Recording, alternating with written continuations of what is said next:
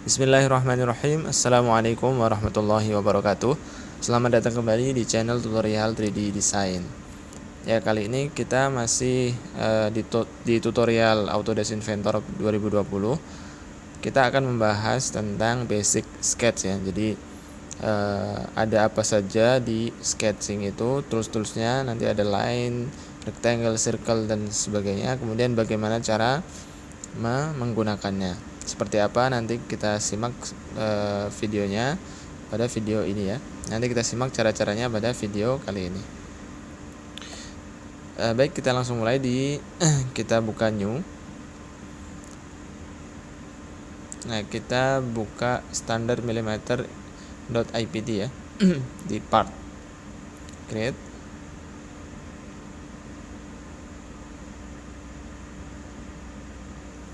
Ya, sebagai informasi ya, jadi Autodesk Inventor ini termasuk software parametrik ya. Jadi software parametrik itu gampangnya adalah ketika kita membuild atau membangun sebuah gambar 3 dimensi itu berdasarkan base dari 2 dimensi ya. Makanya di sini ada fitur yang namanya sketch. Jadi ketika kita hendak membuat fitur 3 dimensi, kita membutuhkan sketch. Nah, ketika sketch itu kita rubah, maka fitur 3 dimensinya atau gambar 3 dimensi pun akan berubah ya. Seperti yang tampak di gambar ini, jadi ada sketch, kemudian di generate ke 3D. Nah, ketika sketchnya dirubah, maka 3D-nya akan berubah. Kurang lebih seperti itu ya, parametric software. Baik, kita mulai, kita klik sketch. Kita pilih sembarang ya, plane-nya. Nah, di sini di sketch ini ada menu create ya. Create. Nah, kali ini kita akan belajar ini, create ini. Dari line, circle, arc, rectangle. Nah, ini ada apa saja. Kemudian bagaimana cara menggunakannya. Pertama kita dari line dulu ya, line. Di line ini ada banyak ya, ada line, ada SP line, ada SP line yang control vertex, ada interpolation, ada equation curve, ada bridge curve. Nah, kita akan satu-satu dulu ya. Kita dari line. Line ini fungsinya untuk membuat sebuah garis ya, garis apapun ya. Cara menggunakannya ada 2 cara sebenarnya ya. Pertama, kalian bisa klik dimanapun, misalnya kita mau membuat sebuah garis ya. Kita mulai dari sini, kita klik kiri di sini, klik, dan kita tarik ke arah mana, misalnya ke arah sini ya. Klik kiri, klik kiri, klik kiri, klik kiri, dan klik kiri. Misalnya seperti itu. Atau dengan cara yang kedua, kita bisa memasukkan koordinat misalnya. Ini di kursor itu terdapat, bisa dilihat di kursor ada X, ada Y ya. Nah, kita bisa menuliskan koordinat di situ. Misalnya kita mau XY-nya di koordinat 0,0. Kita bisa pencet tombol tab. Nah, kemudian kita bisa isikan. Bisa kita lihat koordinat X itu aktif ya. Nah, itu bisa kita isi dengan koordinat. Misalnya saya pengennya ini 0, kemudian kita punya tab sekali lagi. Nah, Y-nya juga diisi dengan 0. Kemudian enter. Nah, ini otomatis start point-nya di 0,0 gambar kerja ini ya. Nah, ketika kita mau buat garis lagi misalnya, kita bisa, nah kita lihat di situ ada dimensi yang aktif ya, yang di panjangnya itu aktif. Kita bisa ketik misalnya 20 mm, kemudian kita pencet tab, sudutnya bisa kita atur juga. Misalnya kita mau sudut 45 derajat. Nah, seperti itu. Kemudian kita arahkan, misalnya saya pengen lagi garis sepanjang 15, pencet tab dengan sudut 45. Nah, seperti ini. Nah, kemudian saya ingin menyambungkan ke sini misalnya ya. Nah, seperti ini.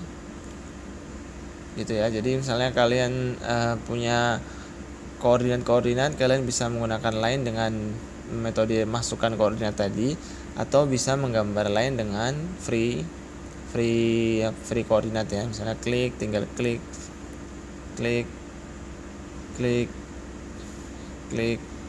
klik dan seterusnya. Seperti itu ya. Ini untuk line. Berikutnya kita punya spline ya, spline atau spline ya. Ada control vertex dan juga ada interpolation. Ini dua-duanya sebenarnya sama ya. Kita lihat perbedaannya ya. Kita coba yang control vertex. Klik spline yang control vertex. Nah, kita coba buat di sini. Kita klik start point-nya. Metodenya sama, diklik start point-nya, klik kiri kemudian ditarik. Misalnya di sini ya. Klik. Nah, seperti itu ya. Saya klik lagi di sini. Klik lagi di sini. Klik lagi di sini. Kemudian misalnya saya pengen lagi di sini. Saya pengen lagi di sini. Oke.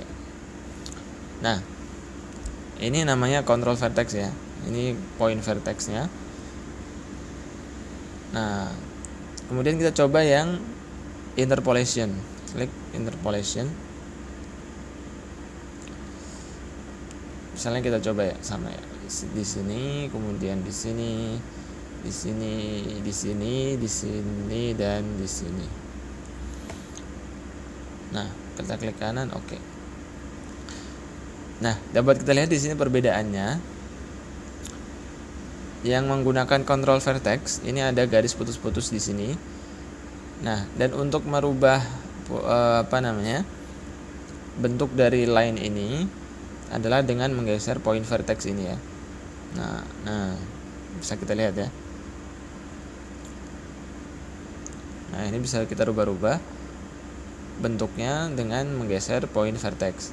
Adapun yang interpolation, kita bisa merubah poinnya, merubah bentuknya dengan menggeser poin yang ada pada spline ini ya. Nah, ini bisa juga kita bisa lihat ada garis panjang ya, yang berwarna kebiru-biruan ini ya.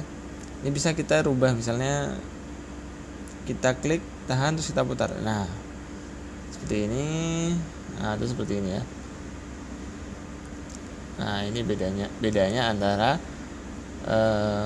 control vertex dan interpolation. Ya, ini dia selalu tangent dengan spline-nya ya. Ya, silakan nanti. Nah, kapan kita menggunakan ini? Kapan kita menggunakan ini? Sebenarnya tergantung kebutuhan kita ya. Kalau kita misalnya pengen bentuk yang kompleks gitu, yang banyak yang perlu kita rubah-rubah, maka lebih mudah pakai ini ya, yang pakai point vertex ya. Jadi tidak langsung ke sini ya, tapi kita bisa membalik-balikan arahnya tanpa merubah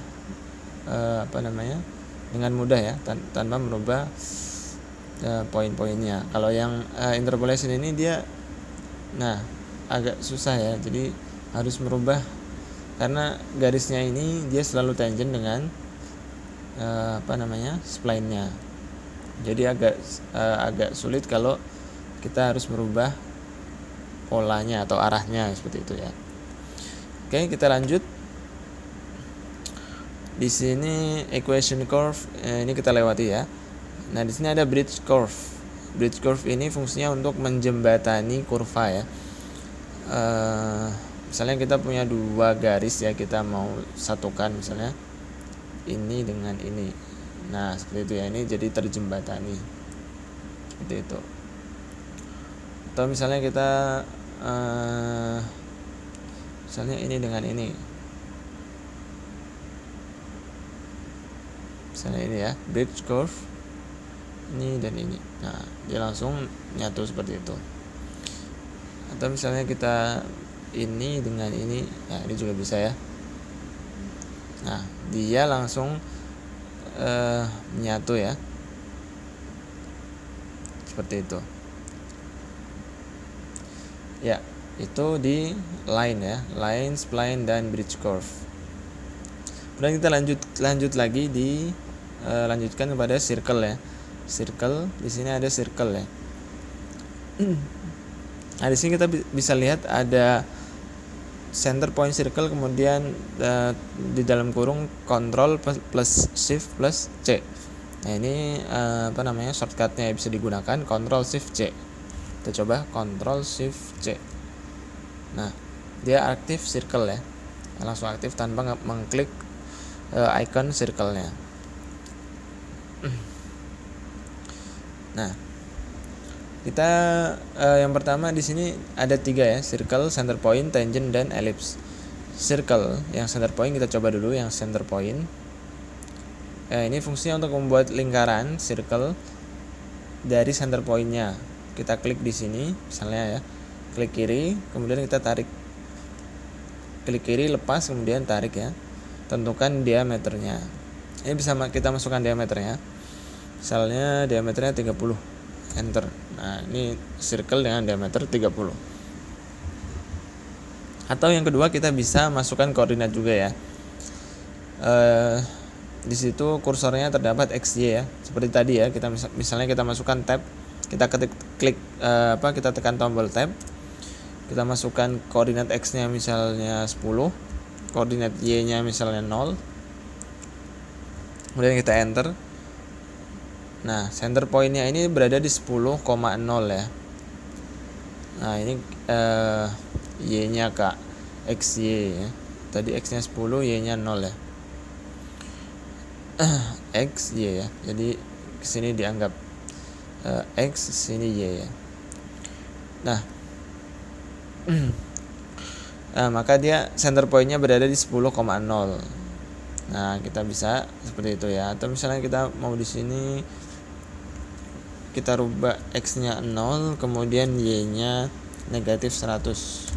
Nah di sini diameternya 16 misalnya. Nah enter. Bisa seperti itu cara menggunakan membuat circle-nya. Kemudian ada tangent circle ya. Ini untuk membuat lingkaran yang misalnya kita memiliki 3 garis yang kita ingin membuat lingkaran yang menyinggung ketiga garis tersebut. Contoh misalnya di dalam segitiga ya, kita akan membuatnya di dalam segitiga ini. Misalnya circle, tangent, kita tinggal pilih 3 garis yang akan bersinggungan dengan lingkarannya, 1, 2, dan 3. Nah maka dia akan terbentuk lingkaran yang menyinggung dari ketiga garis tersebut, seperti itu. Kemudian yang berikutnya ada ellipse ya, ellipse. Nah ini untuk membuat ellipse. Nah kita coba klik ellipse. Nah pertama kita bisa lihat di pojok kiri bawah di sini ada select ellipse center ya. Kita pilih ellipse centernya. Misalnya kita mau ellipse centernya di sini, klik. Nah kemudian select first axis point. Nah kita aksisnya mau kemana? Ke sini atau ke sini, bebas ya. Misalnya kita ke sini, klik. Nah kemudian select point on ellipse. Nah kemudian kita tentukan mau ellipse-nya mau seperti ini atau seperti ini, bebas ya. Misalnya kita buat seperti ini. Nah klik kanan, oke. Ini ya ellipse. Ini juga bisa kita tentukan dimensinya ya. Kita bisa buat dimensinya dengan dimensi ini ya.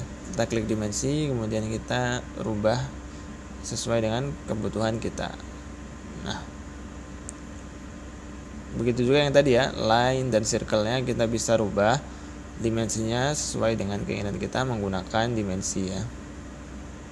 Misalnya begini atau begini. Seperti itu ya. Itu ellipse. Sekarang kita buat lagi ellipse.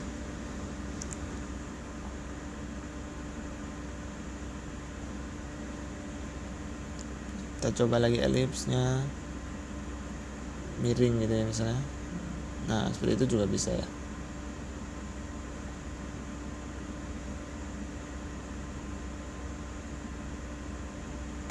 Ya seperti itu ya ellipse.